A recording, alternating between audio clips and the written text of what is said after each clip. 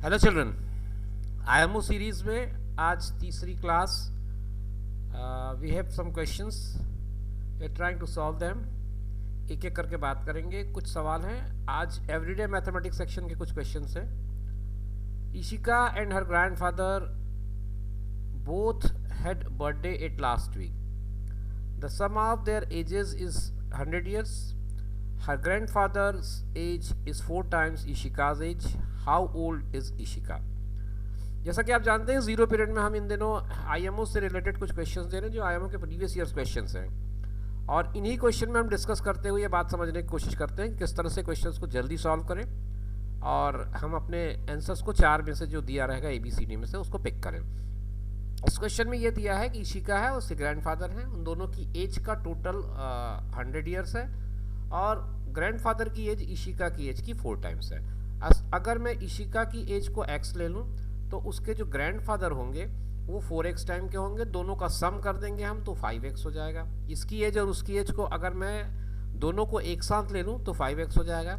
और 5x की value अगर 100 है तो इसका मतलब x की वैल्यू हो जाएगी 20, और x की वैल्यू अगर 20 है तो how old is Ishika, Ishika की उम्र पूछी है तो इशिका x है, तो ये इतना ही आपका आंसर हो जाएगा और 20 ईयर्स उसकी एज होगी। ऑप्शन बी में ये क्वेश्चन का ऑप्शन करेक्ट आंसर दिया हुआ है। तो मैं समझता हूँ ये क्वेश्चन काफ़ी क्लियर है।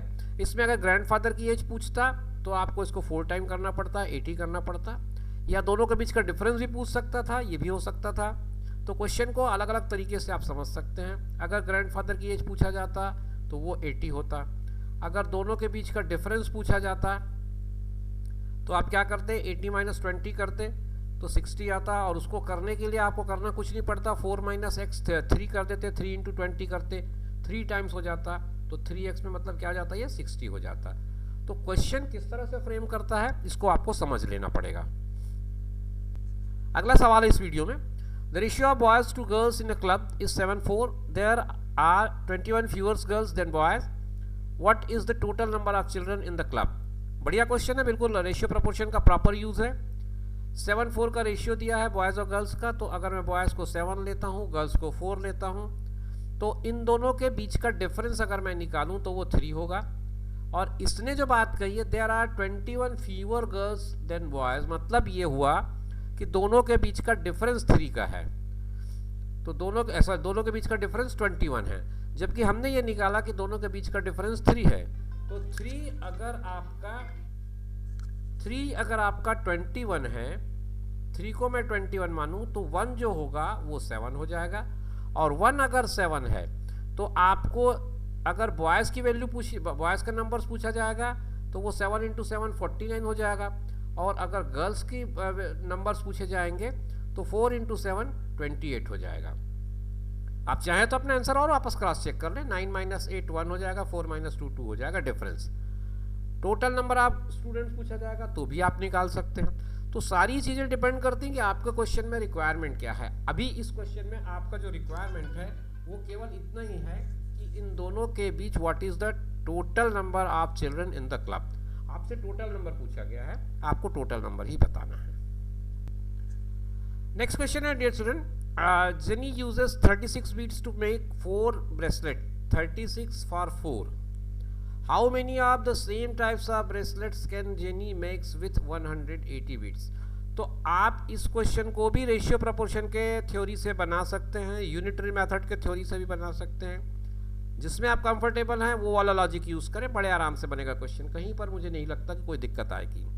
कैसे समझें? 36 4 से रिलेट कर रहा है, 180 कितने से रिलेट करेगा ये आपको बताना है। बहुत सिंपल है। 36 का कितने टाइम है, अगर मैं 180 को देखूँ तो 36 × 5 है, तो 4 × 5 कर दें आप, आपका आंसर मिल गया 2 मिनट 2 सेकेंड के अंदर आपका आंसर मिल जाएगा, कहीं कुछ मत करना आप। तो 20 आपका परफेक्ट आंसर हो जाएगा। आप चाहें तो डिटेल में भी चले जाएं।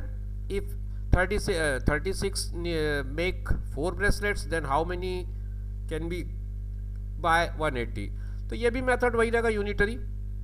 तो मैंने क्या किया, 36 को 4 से इक्वेट किया तो 180 कितने से इक्वेट हुआ, केवल उसका टाइम्स चेंज कर दिया। 36 अगर 5 टाइम्स है तो 4 का 5 टाइम्स 20 होगा। ये सिंपल लॉजिक है, बहुत जल्दी क्वेश्चन का आंसर मिलेगा।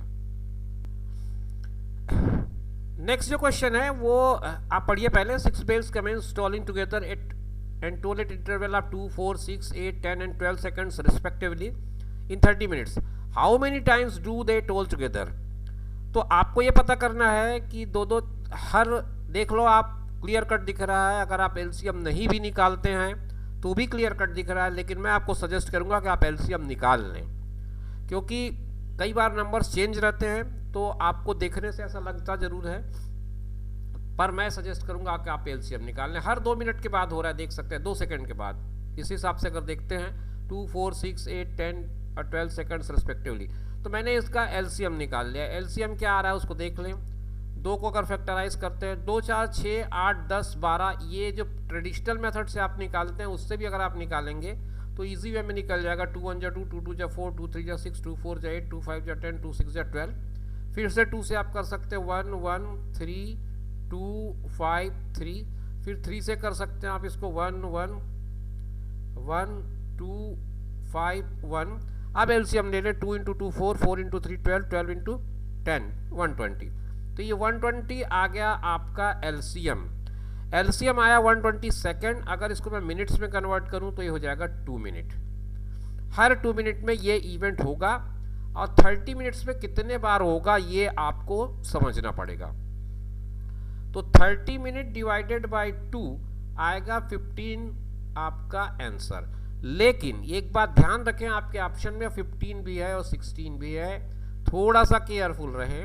15 तो आपका एलसीएम निकालने के बाद जो टाइम से हुआ आएगा, लेकिन इसमें पहली टोलिंग नहीं दी गई है। मतलब नहीं दी गई कहने का मतलब मेरा यह है कि आपको पहली टोलिंग को थोड़ा सा भटकाता है क्वेश्चन। तो सबसे पहली टोलिंग होगी, उसके बाद हर 2 में होगी। तो 15 + 1 आपका आंसर होगा 16। आपका करेक्ट आंसर इसमें आएगा 15 ना होकर के 16 आएगा। और हर बार ये देखिएगा ऑप्शन जो 4 दिए रहेंगे उसमें 15 और 16 दोनों दिया रहेगा। ठीक है, नेक्स्ट क्वेश्चन देखते हैं। नेक्स्ट क्वेश्चन कहता है each of 2 groups of tourist है 60 people if 3/4 of the first group and 2/3 of the second group board buses to travel to a museum. How many more people of the first group board buses than the second group? Difference निकालने हैं, number of people के difference निकालने हैं। तो अगर मैं first group को ए बोल दूं, सेकंड ग्रुप को बी बोल दूं, तो total each of 2 groups of tourist है 60 people if 3/4 of the first group. तो 60 पीपल फर्स्ट ग्रुप से जाते हैं 3/4, इसके 60 के 3/4 जाते हैं, तो 15 × 3 45 पीपल जा रहे हैं। और अगर यहाँ से 2/3 जाते हैं तो 3 × 20 तो 40 जा रहे हैं। दोनों के बीच का डिफरेंस 5 का है। आसानी से आपने आंसर निकाल लिया, सी आपका करेक्ट आंसर हो जाएगा। ये एक और आसान सवाल है, कुछ इंटीजर का क्वेश्चन मान सकता हूँ मैं इसको। The temperature of a city at 1 PM was 15 degree Celsius. Every hour it decreases by 3 degree Celsius. The temperature at 6 PM was 1 PM का जो टेम्परेचर है दैट इज 15 डिग्री सेल्सियस, और डिक्रीज हो रहा है वो 3 डिग्री सेल्सियस पर आवर। आपको निकालना है 6 PM का टेम्परेचर। तो कुल मिलाकर के ड्यूरेशन का डिफरेंस कितना है, it is of 5 hours. 5 hours का डिफरेंस निकालना है। 1 आवर में आपका 3 डिग्री सेल्सियस डिक्रीज होता है, तो 5 आवर में 15 डिग्री सेल्सियस डिक्रीज हो जाएगा। क्लियर है, 1 आवर में 3 डिग्री सेल्सियस डिक्रीज होता है, तो 5 आवर में 15 डिग्री सेल्सियस डिक्रीज हो जाएगा।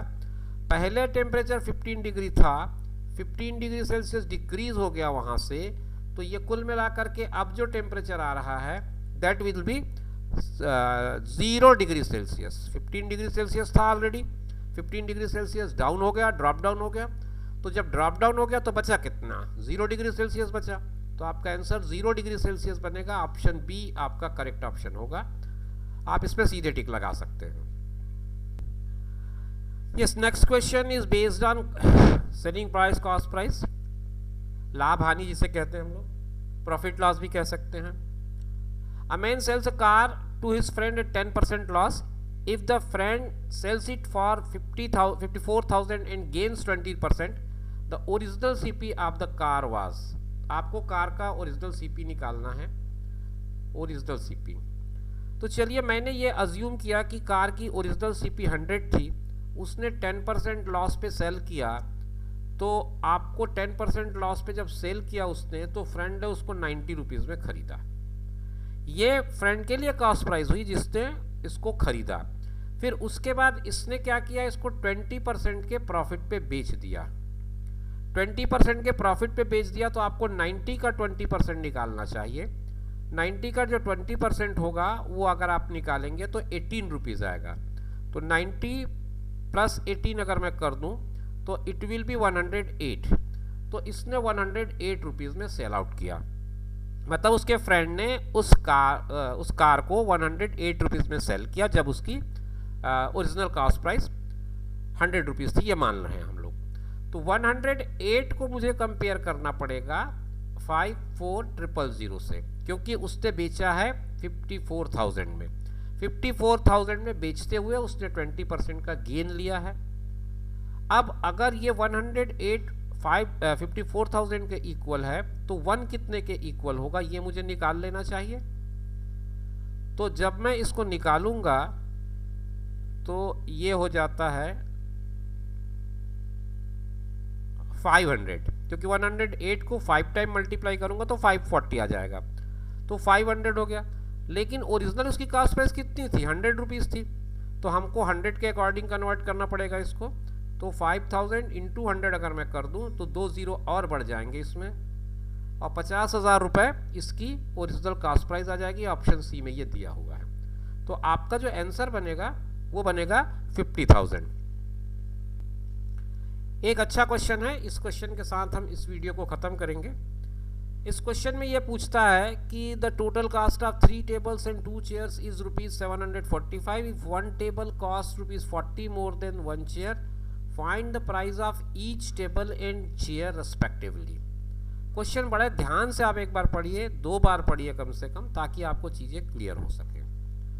ये है 3 टेबल और 2 चेयर की कहानी।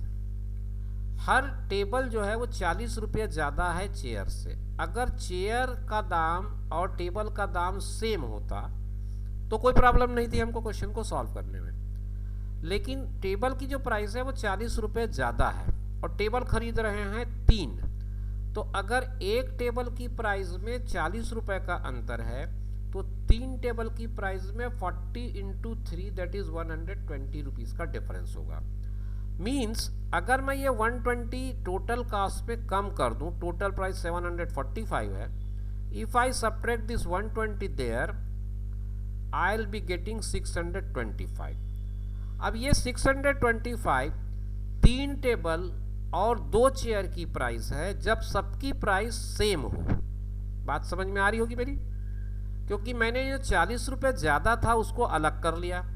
टेबल मैंने 3 खरीदे हैं, एक टेबल के पीछे मैंने 40 रुपये ज़्यादा दिए, तो 3 टेबल के पीछे मैंने 120 रुपीज़ ज़्यादा दिए। तो ये जो ज़्यादा वाला अमाउंट है वो मैंने पहले ही हटा लिया वहाँ से। तो अब जो प्राइस बचती है 625, ये इक्वल है 3 + 2 यानी कि 5 क्वांटिटी की, जब ईच क्वांटिटी है इक्वल प्राइस। तो 5 क्वांटिटी की प्राइस अगर 625 है तो 1 क्वांटिटी की प्राइस 625 आप मान 5 करने से 125 आ जाएगा। मतलब ये निकल रहा है कि जो चेयर की कास्ट है जो कम है वो है 125, और जो टेबल की कॉस्ट है वो 125 में 40 रुपीज़ अगर मैं प्लस कर दूं तो जो बनेगा that amount is 165 total amount आएगा टेबल का। तो ईच टेबल 165 की है और ईच चेयर 125 की है। ये मैंने आपको एक तरह से कहूँ कि बिना लीनियर इक्वेशन के यूज़ किए बनाया है। आप इसे अपने ट्रेडिशनल मेथड में जाकर के लीनियर इक्वेशन के कॉन्सेप्ट को यूज़ करके भी बना सकते हैं, लेकिन अगर आप लोअर क्लास के स्टूडेंट हैं, 6th-7th के हैं, तो आपने अभी वो कॉन्सेप्ट नहीं पढ़ा होगा। तो मैं उनके लिए ही इसको बता रहा हूँ, और 9th-10th के बच्चे भी इसे यूज़ कर सकते हैं, कोई दिक्कत नहीं है इसमें। मेथड बहुत सिंपल है, जो अमाउंट ज़्यादा है उसको निकाल करके बाकी को इक्वल अमाउंट पे कन्वर्ट कर लें, इजीली आपका क्वेश्चन बन जाएगा। सो डियर स्टूडेंट्स, ये थी आज की प्रैक्टिस सेशन का वीडियो, जिसमें हमने कुछ 7-8 क्वेश्चंस लिए, उनको डिस्कस किया, उनके ट्रिक्स देखे, मेथड्स देखा। इसी तरह के वीडियोस के लिए आप चैनल पर बने रहिए। अगर आपकी कोई पर्टिकुलर डिमांड है, कोई खास क्वेश्चन आपके दिमाग में जो पूछना चाहते हैं, तो आप कमेंट बॉक्स में रिक्वेस्ट डाल दें, स्क्रीनशॉट डाल दें, या फिर हमारे वेबसाइट पर कमेंट में छोड़ सकते हैं। हम कोशिश करेंगे कि आपके डाउट को अपने चैनल में प्रॉपरली सॉल्व करें। मिलेंगे नेक्स्ट वीडियो में, तब तक के लिए इंतज़ार करिए। अपना ख्याल रखिए, साथ में उनका ख्याल रखिए जो आपका ख्याल रखते हैं। धन्यवाद।